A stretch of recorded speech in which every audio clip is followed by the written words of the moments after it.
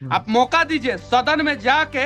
आई मनीषवा नहीं हिला दिया ना सबको कि काहे बिहार में पेपर लीक होता है और इसका समस्या का समाधान कैसे होना चाहिए, समाधान भी नहीं बता दिया ना, तो मेरा भी नाम मनीष कश्यप नहीं। लेकिन आप मौका दीजिएगा तब ना। मनीषवा को उठाओ जेल में डालो, मनीषवा को उठाओ जेल में डालो, मनीषवा को उठाओ जेल में डालो। मोदी जी 2 करोड़ युवाओं को रोजगार देने की बोले थे।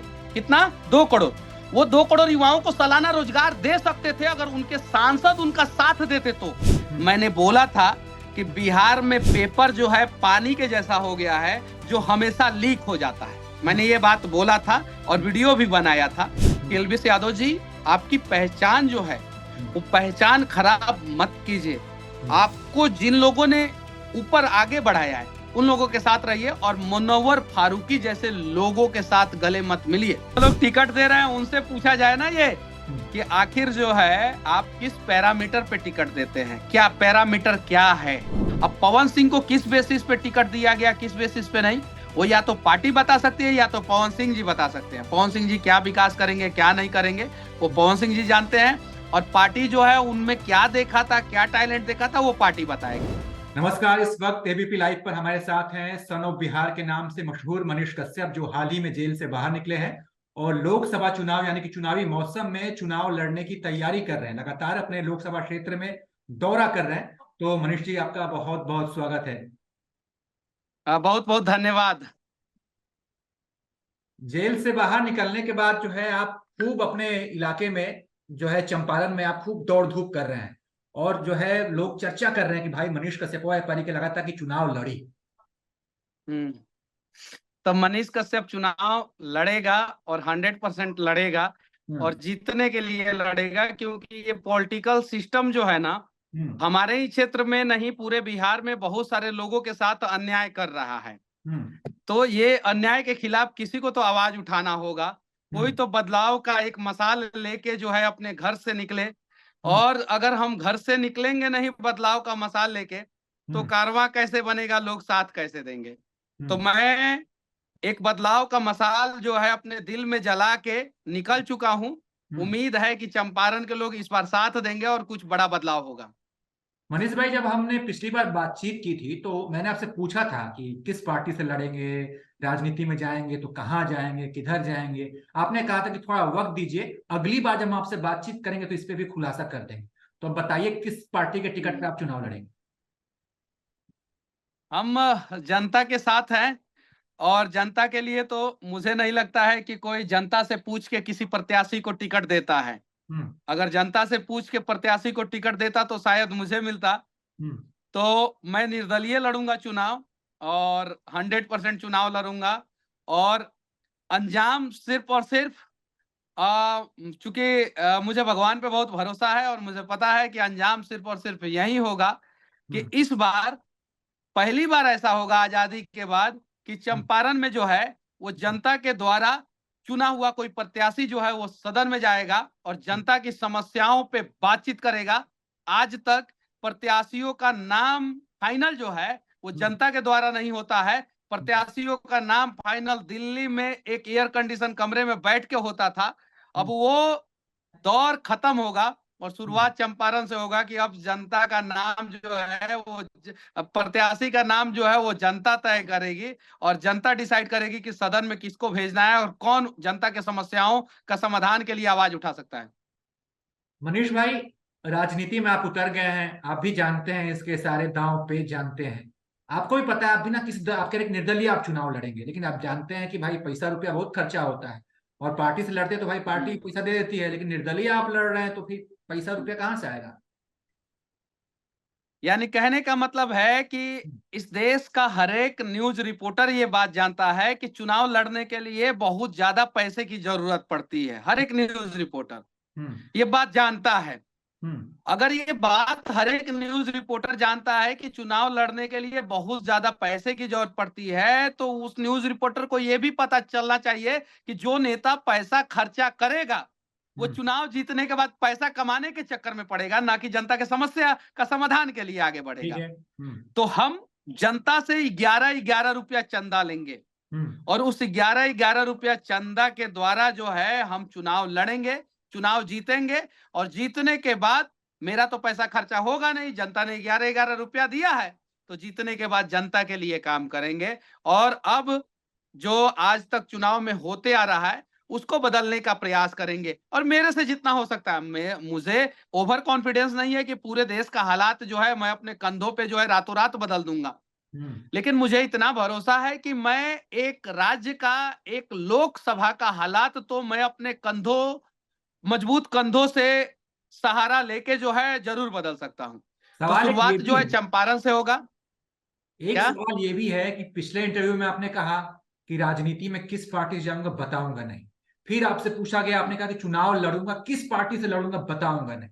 तीसरी बार पूछने पर आप कह रहे हैं कि अब निर्दलीय चुनाव लड़ूंगा। इसका मतलब यह है कि आपकी पार्टियों से बात हो रही थी, पार्टियों ने आपको टिकट नहीं नहीं दिया, तब देखिए, जाके आप निर्दलीय चुनाव लड़ने का आप ऐलान कर रहे हैं। प्रयास मैंने भी किया था, क्यों झूठ बोलूं। हम्म। अगर मैं आपके सामने बैठ के झूठ बोलूंगा तो मेरा झूठ जो है यहाँ पे सब लोग पकड़ लेंगे। हम्म। प्रयास मैंने भी किया था, हम्म। लेकिन मेरा कोई गॉड फादर नहीं है और हम्म। ना ही मेरे पास सुटकेस है। टैलेंटेड तो हूं, ये मुझे भी पता है और मेरे क्षेत्र के लोगों को भी पता है कि हम्म। ये अगर जाएगा तो हम्म। ये काम करेगा, ये लड़का आवाज उठाएगा, ये काबिल है, ये युवा है, इसको एक्सपीरियंस है कि कैसे आवाज उठाना है। कोशिश मैंने भी किया था, हालांकि मुझे पता चल गया कि हम कहाँ जैसे कहाँ ट्राई लोगों के मारे थे? लिए राजनीति हम जैसे लोगों के लिए राजनीतिक पार्टियों का दरवाजा बंद रहता है। हमें अपना इतिहास जो है अपने दम पे ही लिखना होता है। और हाँ, अगर कोई गॉड फादर नहीं है तो कोई फर्क नहीं पड़ता, एक गॉड है जो ऊपर है, वो मेरे लिए सब कुछ अच्छा करेंगे। मनीष भाई, ट्राई कहाँ कहाँ मारे थे आप? किस किस पार्टियों से आप गए थे टिकट मांगने के लिए? कहाँ कहाँ आपने हाजिरी लगाई थी? कुछ चीजें जो है वो गुप्त ही रहे तो अच्छा रहता है, यानी अब तो क्योंकि चुनाव लड़ रहे हैं, अब तो नौ जनता महीना से जेल का बताने की सजा बात आ रही है। काटने के बाद, नौ हम्म। महीना जेल का सजा काटने के बाद, हम्म। इतना समस्या झेलने के बाद, हम्म। इतना सारा एफआईआर, तो अब तो कुछ चीजें मैं सीख ही गया हूँ राजनीति का, कुछ चीजें। और बस इतना ही कहूंगा कि मैंने कोशिश किया था। आ, बस मेरे जैसे लोगों की, कुछ लोगों को जरूरत नहीं है। मैं देखिए, जहां हूं वहां ठीक हूं। प्रयास मैं करूंगा, मैं तो अंजाम जो भी हो मैं प्रयास करूंगा और मैं लोगों के सहारे जो है इस बार चुनावी मैदान में कूदूंगा। मनीष भाई, चूंकि मैं आपसे ये सवाल इसलिए पूछ रहा हूँ कि आप कहाँ कहाँ गए, चूंकि चुनाव आप लड़ रहे हैं और आप ये भी कह रहे हैं कि आप जो है चंपारण के जनता के सेवक हैं, आप नेता नहीं हैं, आप 11 रुपये चंदा लेके चुनाव लड़ेंगे। तो जनता को सारी बातें पता होनी चाहिए कि मनीष कश्यप कहाँ कहाँ गए थे टिकट मांगने और कौन कौन सी पार्टी है जिन्होंने मनीष कश्यप जैसे युवा को टिकट नहीं दिया। इसलिए मैं ये सवाल आपसे पूछ रहा हूँ। राज राजनीति में मैंने कभी कमर के नीचे वार करना नहीं सीखा है और पीठ पीछे वार नहीं करना सीखा है। हम्म। ये अभी मैंने नहीं सीखा है, तो मैं कुछ चीजें नहीं बताऊंगा। नहीं बता दी तो जनता भी समझ जाती ना। महाभारत भी आपने पढ़ा होगा, उसमें भी जो है संध्या के बाद जो है युद्ध नहीं हुआ करता था, हम्म। कमर के नीचे वार नहीं हुआ करता था और पीठ पीछे वार नहीं हुआ करता था। तो हम्म। जो भी है, मनीष कश्यप जैसा भी है, बस जितना बताना था उतना मैंने बता दिया है। क्योंकि लोग तमाम तरह के सवाल उठाएंगे, पूछेंगे कि मनीष कश्यप तो निर्दलीय लड़ रहे हैं, इसलिए लड़ रहे हैं कि टिकट नहीं मिला किस पार्टी। अब जनता को भी पता होना चाहिए कि मनीष भाई को टिकट नहीं देने वाली जनता पार्टी को कौन सी, अगर जिससे उनको अगर फर्क अगर पड़ा। लोगों को अगर अगर मेरी बातें पसंद नहीं आए, हम्म। मेरी मजबूरियां पसंद नहीं आए, मेरा लिमिटेशंस पसंद नहीं आए, मुझे पे भरोसा अगर नहीं हो, तो मेरे से काबिल आदमी को जनता चुन सकती है। मनीष भाई, आप हमको ये दूसरी बार इंटरव्यू दे रहे हैं। आप भी जानते हैं कि जब भी मैं आपका इंटरव्यू करने आता हूँ तो रिसर्च करके आता हूँ, इधर उधर र्यूमर्स पे बातें नहीं करता हूँ। आपके इंटरव्यू सुनता हूँ, उन्हीं में बहुत सवाल तैयारी करके बनाता आते हैं हूँ, आप, उन्हीं में मुझे सवाल पता है। बनाता हूँ। और इसीलिए मैं आपसे पूछ रहा हूँ मनीष भाई कि आपने एक और इंटरव्यू में आपका देख रहा था, उसमें आप ये कह रहे थे कि आपकी बात किसी किसी पार्टी से नहीं हुई है, किसी नेता से नहीं हुई है, आपकी बात जनता से हुई है। और आप अभी ये कह रहे हैं कि हाँ, मैंने पार्टियों से बात की, मैंने कोशिशें की, लेकिन मुझे टिकट नहीं मिला। तो ये बात, तो ये दोनों बयान बिल्कुल अलग अलग हो गए ना मैंने मनीष भाई? सुनिए, मैं बता रहा हूँ, जी। मैंने नहीं, मेरे कुछ लोग हैं, उन हम्म। लोगों ने प्रयास किया, हम्म। मैंने प्रयास नहीं किया। मैं तो हमेशा जो है वो अपने चंपारण में, अपने बिहार में, दिल्ली में आया भी तो 1-2 दिन के लिए आया, वो भी चैनलों में इंटरव्यू दिया और उसके बाद से फिर मैं वापस आ गया। मनीष भाई, आजकल मैं देख रहा हूँ कि आजकल राजनीति में बड़े अलग अलग टाइप के लोग आ रहे हैं। एक पवन सिंह को भी भाजपा ने आसनसोल से टिकट दिया। आपको लगता है क्या कि राजनीति में ऐसे लोग आना चाहिए? जो लोग टिकट दे रहे हैं उनसे पूछा जाए ना, ये कि आखिर जो है आप किस पैरामीटर पे टिकट देते हैं, क्या पैरामीटर क्या है, आखिर पैरामीटर क्या है, कैसे लोगों को टिकट दिया जाना चाहिए, वैसे लोगों से पूछा जाए। मैं इसका जवाब कैसे दे सकता हूं? ना नहीं, मेरे मनीष पास कोई कश्यप। पॉलिटिकल पार्टी है, ना पूरे भारत भारत का राजनीति का मैं महान विद्वान व्यक्ति हूं। मैं चंपारण के बारे में जानता हूं और चंपारण के बारे में जवाब दे सकता हूं। अब जरा बताइए, सोचने वाली बात ये है हम्म। कि जिन लोगों को पब्लिक के बीच में रहने का आदत नहीं है, हम्म। वैसे लोगों को आराम से टिकट मिल जाता है। जो नेता के बेटा हैं वैसे लोगों को आराम से टिकट मिल जाता है। जो बड़े बड़े बिजनेसमैन के बेटा हैं वैसे लोगों को आराम से टिकट मिल जाता है। लेकिन जो जनता के बीच में संघर्ष करके जो है आगे बढ़ने का प्रयास करता है, वैसे लोगों को टिकट नहीं मिल पाता है। तो जनता को भी समझने की जरूरत है कि अगर जहां लगता है आपको कि आपका पसंदीदा कैंडिडेट को प्रत्याशी ने टिकट नहीं दिया है, पार्टी ने टिकट नहीं दिया है, तो आप पार्टी बेसिस पे, धर्म बेसिस पे, जाति बेसिस पे चुनाव ना करके एक काबिलियत को चुने, ताकि जो है वो लोकसभा में जाके आपके समस्याओं का समाधान कर सके। अब पवन सिंह को किस बेसिस पे टिकट दिया गया, किस बेसिस पे नहीं, वो या तो पार्टी बता सकती है या तो पवन सिंह जी बता सकते हैं। पवन सिंह जी क्या विकास करेंगे, क्या नहीं करेंगे, वो पवन सिंह जी जानते हैं। और पार्टी जो है उनमें क्या देखा था, क्या टैलेंट देखा था, वो पार्टी बताएगा। मैं अपने बारे में और चंपारण के बारे में बताऊंगा। मनीष कश्यप जाने जाते हैं अपनी बेबाक राय के लिए, तो मैं आपकी राय जनता पर नहीं थोपना चाहता हूं। मैं जानना चाहूंगा आपकी राय क्या है, आप क्या सोचते हैं, पवन सिंह जैसे लोग चुनाव लड़ना चाहिए? मैं अपने बारे में बता सकता हूं, बस इतना ही कहूंगा कि मेरे जैसे लोगों को चुनाव लड़ना चाहिए, हम्म। युवाओं को चुनाव लड़ना चाहिए, जो समस्याओं का समाधान कर सके, जो ब्लॉक में जाके देखा हो कहाँ भ्रष्टाचार हुआ है। हम्म। मैंने देखा है एक शमशान घाट बना हुआ है, आप लोगों को वहां पे रिपोर्टिंग करना चाहिए। हम्म। उस शमशान घाट में घोटाला हुआ है। अब जरा बताइए, जहां पे शमशान घाट बनता है, जहां पे आदमी मर जाता है और उसे जलाया जाता है, उस जगह पे घोटाला हुआ है बिहार में। तो हम्म। इससे गिरा हुआ हरकत आखिर कौन कर सकता है? हम्म। और हमने नेता को चुना है, क्या इसके लिए कोई सिस्टम नहीं है सरकार के पास जो जांच कर सके और वहां पे घोटाला को उजागर कर सके? हम्म। एक नरकटिया विधानसभा है, हम्म। पश्चिमी चंपारण लोकसभा क्षेत्र में नरकटिया विधानसभा है। हम्म। मतलब जाके देखिएगा, वहां पे सड़क में इतना घोटाला है, नाला में घोटाला है। हम्म। स्कूल जो है आम के पेड़ के नीचे चल रहा है, सरकारी स्कूल 5वीं क्लास तक का स्कूल आम के पेड़ के नीचे चल रहा है। हम्म। सड़क कागजों पे बन जा रहा है, जमीन पे सड़क बनिए नहीं रहा है। और जो सड़क बन रहा है वो गड़बड़ बन रहा है, पुल पुलिया सब गड़बड़ बन रहा है। मैं 2-3 दिन वहां पे घूमा, मैंने देखा तो मुझे लगा कि यहाँ पे तो नेताओं ने नर्क बना के रख दिया है। हम्म। लोगों की जिंदगी इतनी दयनीय और इतनी बदतर कर दिया है नेताओं ने। हम्म। तो मैं इन सारे चीजों पे आवाज उठाता हूँ। हम्म। मुझसे बहुत सारे ठेकेदार भी डरते हैं, जो हम्म। 4-4 हजार, 5-5 हजार, 10-10 हजार करोड़ का ठेका लेते हैं, सड़क का, पुल का, बड़ा बड़ा मेगा स्ट्रक्चर का बिहार में। हम्म। बहुत सारे नेता भी डरते हैं, बहुत सारी पॉलिटिकल पार्टियां भी डरती है कि अरे भाई, इसको अगर हम टिकट दे दिए और अगर पब्लिक के बीच में जाके जो है अगर कोई मुद्दा हो और उसमें जो है आवाज उठाना शुरू कर दे, हमारे खिलाफ ही बोलना शुरू कर दे, तो क्या? तो ये सारी ठीक है। चीजें हैं। मैं अपने बारे में बता सकता हूँ, चंपारण के बारे में बता सकता हूँ, पवन सिंह जी के बारे में पवन सिंह ही जाने, नहीं और नहीं, पवन आप सिंह जी के आप आप बारे में बताते बहुत वो अच्छा है। आप बीजेपी वाले बताएंगे। शाहरुख खान से लेके अमेरिका अमेरिका के लोगों के बारे में आप बताते रहते हैं। नहीं, इसीलिए मैं जानना पत्रकार, चाहता हूँ कि आप उस सब पे समय अपनी राय उस रखते हैं, समय मुझ पे भी राय रखिए। उस समय यूट्यूबर पत्रकार था मैं। अच्छा। उस समय यूट्यूबर पत्रकार था, तो मैं अपना विचारधारा रख सकता था। आज मैं एक पर्टिकुलर क्षेत्र में चुनाव लड़ रहा हूं, तो हम्म। आज मैं सिर्फ और सिर्फ क्षेत्र के बारे में बात करूंगा, ताकि यहाँ के भी लोगों को लगेगा कि दिल्ली से एक एबीपी न्यूज के रिपोर्टर ने जब मनीष कश्यप से सवाल किया, तो वो सिर्फ और सिर्फ क्षेत्र के विकास के बारे में बात किया, वो डाइवर्ट नहीं हुआ। आप और क्षेत्र के अर्जुन की मुद्दों को तरह दिल्ली में चिड़िया का आंख मुझे दिख रहा है, आप चिड़िया का आंख दिख। आप आप सांसद बनने वाले हैं और आप अपनी समस्या को देश की संसद में रखेंगे तो ग्लोबल रूप में रखेंगे आप। तो बात जो है ना भारी अगर तो आ मेरे गई। पास अगर अगर सुनिए, अगर मेरे पास ड्रोन होता तो घी और शक्कर जो है अभी ड्रोन में लाद के जो है मैं एबीपी न्यूज के हेडक्वार्टर में आपके लिए भेज देता। हम्म। क्योंकि आपके मुंह पे अभी सरस्वती बैठी हुई होंगी और आपने बोला सांसद बनने वाले हैं। जब मैं सांसद बनूंगा तो मैं वादा करता हूं कि मैं आपके सामने बैठूंगा और आपके सारे सवालों का जवाब दूंगा, कुछ क्योंकि दिन उस समय मेरा दायरा बढ़ चुका रहेगा। कुछ दिन अभी पहले मेरा जो दायरा है उस दायरे पे मैं बात करूंगा। मैं अपने क्षेत्र पे बात करूंगा। मेरे यहाँ चनपटिया में चीनी मिल नहीं है, मेरे यहाँ रक्सौल में एयरपोर्ट नहीं है, सड़कों का कंडीशन खराब है, एक्सप्रेसवे नहीं है, कोई फोर लेन हाईवे नहीं है मेरे यहाँ। इन सब चीजों पे बातचीत करूंगा। पश्चिमी चंपारण लोकसभा क्षेत्र में एक फोर लेन नहीं है।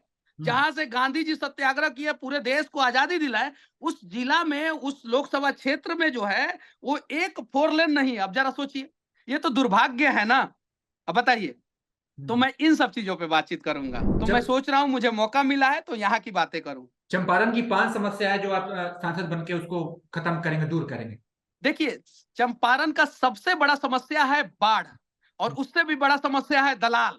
हम्म, ये जो दलाल है ना, ब्लॉक में दलाल जो है, जिला शिक्षा पदाधिकारी के कार्यालय में, स्वास्थ्य विभाग में, हम्म, इन सारे जगहों पे दलाल जो है ना, वो पूरे चंपारण को बर्बाद करके रखे हैं। तो पहला दलाल, दूसरा बाढ़ जो यहाँ का सबसे बड़ा समस्या में से एक है, हम्म, तीसरा शिक्षा, चौथा स्वास्थ्य, पांचवा इंफ्रास्ट्रक्चर इतना खराब है यहाँ का, हम्म, इतना इंफ्रास्ट्रक्चर खराब है। अगर डेवलप किया जाए तो दुनिया का सबसे उपजाऊ जमीन जो है वो चंपारण का है। हम्म, इसीलिए अंग्रेज सब जो है नील की खेती चंपारण में कराते थे, क्योंकि नील की खेती करने के लिए उपजाऊ जमीन की जरूरत पड़ती थी और पानी की जरूरत पड़ती थी। तो उपजाऊ भी है, पानी भी है, उसके बावजूद किसान यहाँ के खुशहाल नहीं है, क्योंकि इंफ्रास्ट्रक्चर मजबूत नहीं किया गया। तो दलाल मुक्त चंपा, हमको अपना चंपारण करना है, दलाल मुक्त। उसके बाद से जो है हमको बाढ़ पे काम करना है, शिक्षा पे काम करना है, स्वास्थ्य पे काम करना है, और इंफ्रास्ट्रक्चर को मजबूत करना है। ये 5 चीजें अगर मजबूत हो जाए, जो इस समय चंपारण में सबसे ज्यादा वीक है, तो मैं दावे के साथ कहता हूं कि पूरे बिहार का आर्थिक राजधानी रक्सौल शहर हो जाएगा, पूरे बिहार का। और सिर्फ चंपारण के अंदर इतनी काबिलियत है कि चंपारण का मोतिहारी, बेतिया और रक्सौल, ये 3 शहर मिलके जो है वो 15 लाख लोगों को रोजगार दे देगा, और 1500 नया करोड़पति 5 साल में पैदा कर देगा। रोड मैप है मेरे पास कि कैसे 1500 नए करोड़पति 5 साल में पैदा होंगे चंपारण में, कैसे जो है 15 लाख लोगों को नया रोजगार मिल जाएगा। मोतिहारी, बेतिया और रक्सौल, ये 3 शहर मिलकर दे सकता है। मुंबई से ज्यादा महंगा जमीन जो है रक्सौल शहर का है, जो बीरगंज, नेपाल की आर्थिक राजधानी के बगल में बसा हुआ शहर है। वहां पे आज तक एयरपोर्ट नहीं बना और पटना से 4 लेन कनेक्टिविटी नहीं हुई। तो इंफ्रास्ट्रक्चर कमजोर है। ये 5 समस्या का समाधान मैं करने का प्रयास करूंगा। मनीष भाई, प्रधानमंत्री मोदी ने पहली बार जो है नेशनल क्रिएटर अवार्ड जो है बांटा, और हम उम्मीद कर रहे थे कि मनीष कश्यप भी उस क्रिएटर अवार्ड में दिखेंगे, लेकिन आप थे नहीं, बुलाया नहीं गया आपको, या फिर आप गए नहीं। बुलाया नहीं गया था। हम्म, कहाँ कमी रह गई? शायद मेरे अंदर कुछ कमी रह गई होगी, हम्म, ये चीजें हैं, तमाम लोगों को तो अवार्ड इसलिए मिले, नहीं बुलाया गया। मैथिली को मिल गया, कई आरजे को मिले, और मनीष कश्यप नहीं दिखे मंच पे। वो लोग मेरे से ज्यादा अच्छा काम समाज के लिए और बिहार के लिए कर रहे होंगे, देश के लिए कर रहे होंगे, इसलिए हम्म, उन लोगों को मिला। मैं हम्म, उन लोग जैसा अच्छा काम नहीं कर पा रहा हूँ, इसलिए मुझे नहीं मिला। आज नहीं तो कल जो है दुनिया को लगेगा कि मनीष कश्यप भी अच्छा काम कर रहा है, उसे भी बुलाया जाएगा। अच्छा, आप एक क्रिएटर भी हैं और आप भी समझते हैं सोशल मीडिया पर क्या ट्रेंड होता है, क्या चल रहा है। एक आजकल मुद्दा बड़ा चल रहा है, एलवीस यादव को जो है जेल हो गई है, उस पर आप क्या सोचते हैं, क्या कहते हैं आप? एज अ यूट्यूबर मैं एलविस यादव के साथ हूँ। एज अ यूट्यूबर, क्योंकि अच्छा। मुझे पता है कि एक यूट्यूबर कितना संघर्ष करके आगे बढ़ता है, मुझे पता है। लेकिन हम्म, एलविस यादव जो मुनव्वर फारूकी को गले लगाए, उसका हम्म, मैं विरोध करता हूँ। हम्म, जो माँ सीता के बारे में अपमानजनक शब्द कहा था मुनव्वर फारूकी, हम्म, उसको जो है एलविस यादव ने गले लगाया, नहीं लगाना चाहिए। हम्म, लेकिन मुझे पता है एलविस यादव संघर्ष करके इस हम्म, मुकाम पे पहुंचे हैं। तो as a YouTuber Manish Kashyap Elvish Yadav के साथ है। गलतियां सबसे होती है, मेरे से भी होती है, हर किसी से होती है। हम्म, मुझे, मैं ये जज करने वाला नहीं हूं कि एलविस यादव ने गलत किया है या नहीं किया है।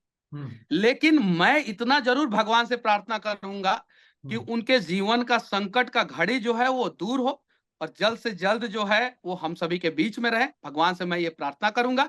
और मैं एक सजेशन दूंगा, छोटा या बड़ा भाई होने के नाते, कि हम्म, एलविस यादव जी, आपकी पहचान जो है हम्म, वो पहचान खराब मत कीजिए। हम्म, आपको जिन लोगों ने ऊपर आगे बढ़ाया है उन लोगों के साथ रहिए और मुनव्वर फारूकी जैसे लोगों के साथ गले मत मिलिए।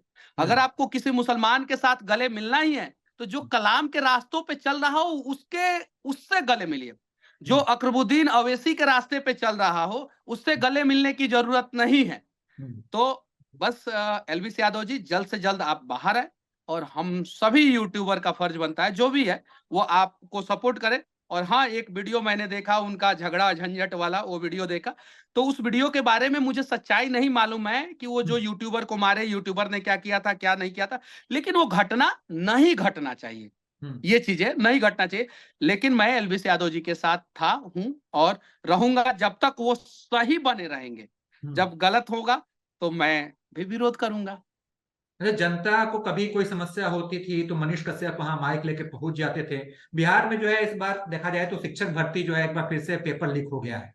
इस पर मनीष कश्यप का कोई वीडियो नहीं सामने आया, कोई बयान सामने नहीं आया, या फिर आया तो मैंने देखा देखिए, नहीं। मैंने वीडियो बनाया था, मैंने वीडियो बनाया था। अब समस्या क्या है कि अब मैं कहीं बोलता हूं ना तो एक आदमी नहीं सैकड़ों आदमी रिकॉर्ड करते हैं, बहुत सारे लोग एट ए टाइम लाइव रहते हैं। मैंने बोला था कि बिहार में पेपर जो है पानी के जैसा हो गया है जो हमेशा लीक हो जाता है। मैंने ये बात बोला था और वीडियो भी बनाया था। तो मैंने बनाया है, लेकिन हाँ, हर चीज अब मेरे पर्सनल चैनल पे नहीं अपलोड हो रहा है, बहुत सारी चीजें जो है दूसरे भी चैनल पे अपलोड हो रहा है।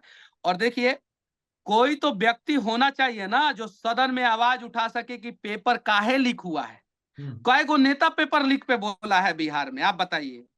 बिहार के जनता के बच्चों का भविष्य बर्बाद किया जा रहा है और पेपर लीक पे एगो नेता बोला तक नहीं, और लोगों को उम्मीद मनीष कश्यप से है कि पेपर लीक पे बोले। तो अगर आप चाहते हैं कि मनीष कश्यप पेपर लीक पे बोले तो मोबाइल पे काहे बोलेगा मनीष कश्यप? मनीष कश्यप सदन में बोलेगा पेपर लीक पे। आप मौका दीजिए सदन में जाके। आई मनीषवा नहीं हिला दिया ना सबको कि काहे बिहार में पेपर लीक होता है और इसका समस्या का समाधान कैसे होना चाहिए, समाधान भी नहीं बता दिया ना, तो मेरा भी नाम मनीष कश्यप नहीं। लेकिन आप मौका दीजिएगा तब ना। कब तक मोबाइल पे बकबकाते रहेंगे और बोलते रहेंगे नहीं होना चाहिए, नहीं होना चाहिए। और ये नेता लोग जो है, पॉलिटिकल सिस्टम जो है, मनीषवा को उठाओ जेल में डालो, मनीषवा को उठाओ जेल में डालो, मनीषवा को उठाओ जेल में डालो, कब तक होते रहेगा? मौका दीजिए, आपके सारे सवालों का जवाब जो है अब मैं सदन में दूंगा। लेकिन मौका देंगे तो, और नहीं मौका देंगे तो जो दे रहा है वो देगा, जैसे चल रहा है वैसे चलेगा। पेपर जो है पानी की तरह लीक होगा। फिर मत कहना आप लोग कि मनीष कश्यप ने आवाज नहीं उठाया। काहे कि हम भी मौका मांग रहे हैं कि हमको मजबूत कीजिए ताकि आपके साथ कंधों से कंधा मिला के जो है हर सुख दुख में मनीष कश्यप खड़ा रहे। तो आज मनीष कश्यप आप लोगों के आगे झोली फैला के जो है आशीर्वाद के रूप में एक वोट मांग रहा है। उम्मीद है कि आप सभी जो है मेरा झोली भर देंगे और आप सभी मेरा झोली भरेंगे और भगवान आप लोगों का झोली भरेंगे। ठीक है मनीष कश्यप, आखिरी सवाल आपसे ये करना चाहूँ कि आप एक बार पहले भी चुनाव लड़ चुके हैं, है ना? उस समय भी आपको लगता था कि जनता आपको कह रही कि चुनाव लड़िए, उस बार आप जीत नहीं पाए। इस बार क्या उम्मीद है? इस बार कैसा लग रहा है कि आप जीत जाएंगे? देखिए, उस समय मैं निर्दलीय लड़ा था, इस समय भी निर्दलीय हूँ। उस समय मुझे बहुत कम लोग जानता था, फिर भी पूरे चनपटिया में रिकॉर्ड है कि कोई भी निर्दलीय प्रत्याशी उतना वोट नहीं लाया था और मेरा जमानत भी जब्त नहीं हुआ था। निर्दलीय प्रत्याशी जो वोट लाया है चनपटिया में उसका रिकॉर्ड 4200 का था और मैंने लगभग 10,000 वोट लाया था। तो उस समय भी मैंने रिकॉर्ड बनाया था। अभी बहुत सारे लोग जानते हैं, आशीर्वाद देंगे वोट के रूप में तो ठीक है लड़ूंगा, नहीं आशीर्वाद देंगे तो फिर से एक नया शुरुआत करूंगा उम्मीदों के साथ और फिर प्रयास करूंगा। लेकिन प्रयास तब तक करूंगा जब तक मैं सफल ना हो जाऊं। तो माइक लेकर मनीष कश्यप जो जनता के बीच में जनता की समस्याएं उठाते थे, अब वो जनता से वोट मांग रहे हैं और ये कह रहे हैं कि भाई हमने आपकी समस्याएं खूब उठाई। उसी माइक से हाँ। उसी माइक से मैं जेल से निकला था और बोला था कि मनीष कश्यप और माइक की दूरी नहीं बढ़ेगी, तो नहीं बढ़ेगी। आज भी माइक का ही सहारा लिया हूं, लेकिन पहले उस माइक से एक छोटे से समस्या पे वीडियो बनाता था। अब उस माइक से जब सदन में बोलूंगा तो पूरा देश देखेगा। माइक का दायरा बढ़ गया है। पहले माइक का दायरा जो है एक नाला को ठीक कराना होता था, पहले माइक का दायरा जो है एक पुलिया को ठीक कराना होता था, एक पुल के लिए आवाज उठाना होता था, एक हॉस्पिटल, एक स्कूल के लिए आवाज उठाना होता था, एक व्यक्ति जो प्रताड़ित है उसके लिए आवाज उठाना होता था। अब उस माइक का दायरा जो है बढ़ गया है। अब उस माइक में बोलूंगा तो पूरा देश सुनेगा, और सदन में बोलूंगा, और जब सदन में बोलूंगा तो समस्या का समाधान होगा, और चंपारण से शुरुआत होगा और पूरा बिहार बदलेगा। एक और बात बता देना चाहता हूं, मैं स्टाम्प पेपर पे लिख के दूंगा कि मैं 1 लाख युवाओं को रोजगार चंपारण में जिस संसदीय क्षेत्र से लड़ूंगा उस संसदीय क्षेत्र के युवाओं को रोजगार दूंगा। लेकिन ये 1 लाख। ये कैसे कर सकते हैं 25। मनीष भाई, चूंकि आप हाँ, निर्दलीय इस चुनाव पे मैं जीतेंगे, बताऊं। निर्दलीय सुनिए चुनाव सुनिए, मैं जीतेंगे। बताता हूँ, सुनिए। हाँ, सूरत एक शहर है, सूरत, हाँ, जिसमें 40 लाख लोगों को रोजगार मिला है, 40 से 50 लाख लोगों को रोजगार मिला है। CR पाटिल वहां के सांसद है भारतीय जनता पार्टी के, ठीक है, बहुत अच्छा काम किया है, रिकॉर्ड तोड़ 6.5 लाख से ज्यादा वोट से वो जीते हैं, पूरे भारत में रिकॉर्ड बनाए हैं। CR पाटिल सबसे ज्यादा वोट से जीतने वाले हैं।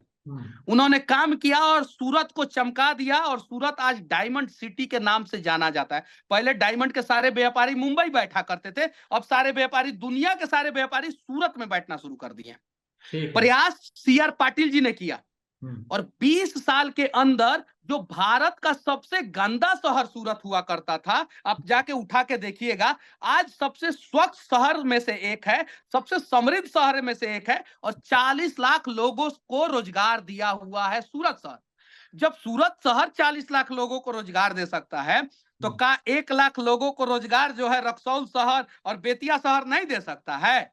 जब आप CR पाटिल जी पे उस समय भरोसा नहीं किए होते, उनके एजेंडा पे भरोसा नहीं किए होते, तो आज सूरत जो है पूरे भारत का एक फेमस शहर और डायमंड हब नहीं बना होता।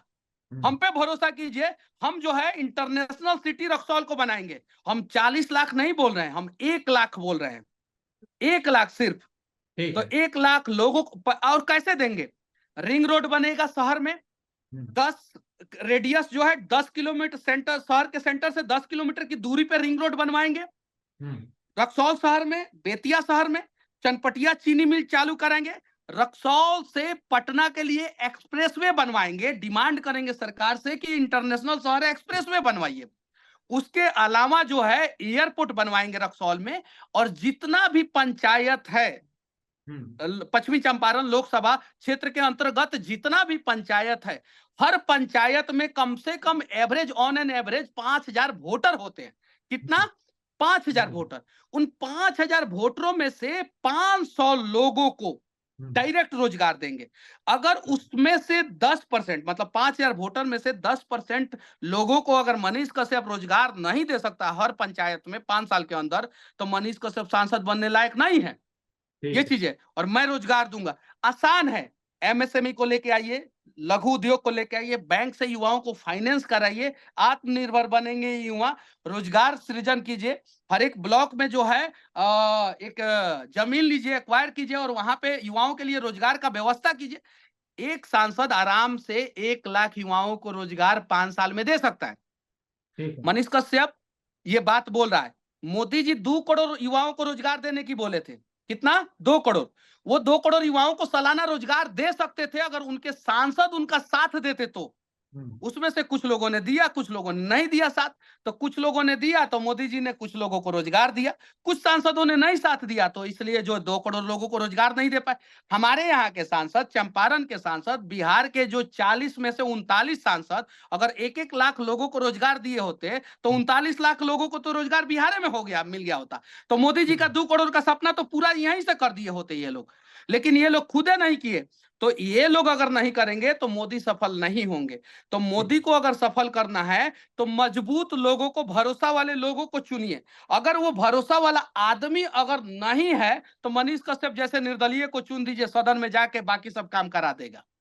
ठीक है मनीष भाई, ऑल द बेस्ट। आप चुनाव लड़ रहे हैं और आप ये दावा कर रहे हैं कि भाई आप सोशल मीडिया पे लोगों की समस्याएं उठाते थे, अब आप संसद में जाकर उनकी बातों को उठाएंगे, उनकी समस्याओं को उठाएंगे, निदान देंगे, रोजगार देंगे। बाकी ये वक्त बताएगा कि जनता आप पर कितना विश्वास करती है। बाकी मनीष कश्यप से हमारी ये बातचीत हुई, इसके बारे में आप क्या सोचते हैं, इसके बारे में हमें जरूर बताइएगा, और तमाम अपडेट्स के लिए आप देखते रहिए ABP लाइव। जय हिंद।